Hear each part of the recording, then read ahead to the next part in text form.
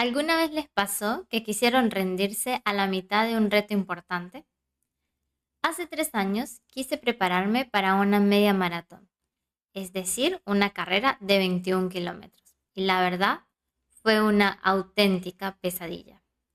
Hoy les voy a contar cómo me estoy preparando para mi revancha personal de esos 21K. Cómo fue mi experiencia en el pasado, las cosas que aprendí y de cierta forma cómo cambié mi expectativa. Por ejemplo, ahora sé que correr más lento es una forma que te permite llegar más rápido a la meta. Correr media maratón no es una cosa fácil.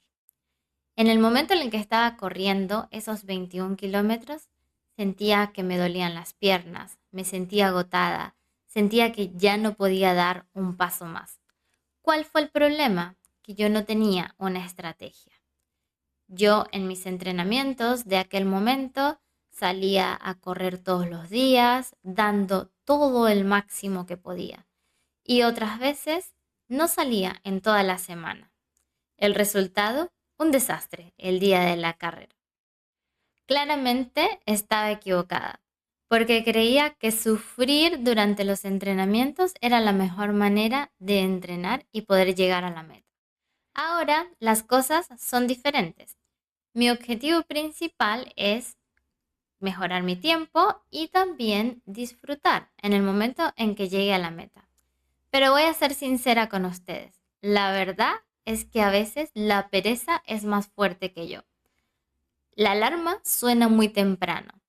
La verdad que a veces hace mucho frío y entonces llega el momento en que mi cerebro me dice, estamos calentitos, mejor nos quedamos en la cama y salimos mañana.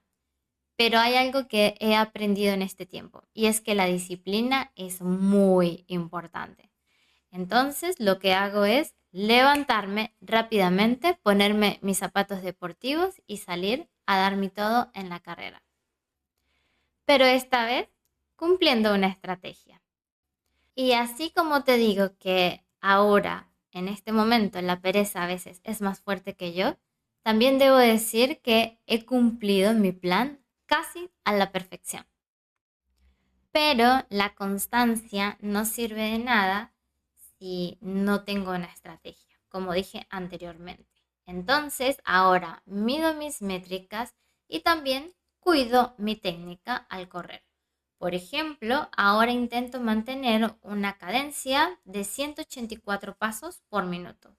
Y el cambio más importante que hice fue el día de los fondos, es decir, el día de las carreras de larga distancia. Este día lo que hago es correr mucho más lento. Esto ayuda a que mis piernas se adapten al impacto de los tiempos prolongados y no a romper récords. Otro de los cambios importantes que hice fue la nutrición. No puedo creer todos los errores que cometí en el pasado. Antes solo tomaba agua durante la carrera. Ahora lo que he estado implementando es comer geles durante la carrera cada 40 minutos. Esto ayuda a mantener la glucosa en la sangre. Y también consumo pastillas de sal. Me ayuda a recuperar electrolitos. Por lo tanto, siempre mantengo mi energía al mismo nivel.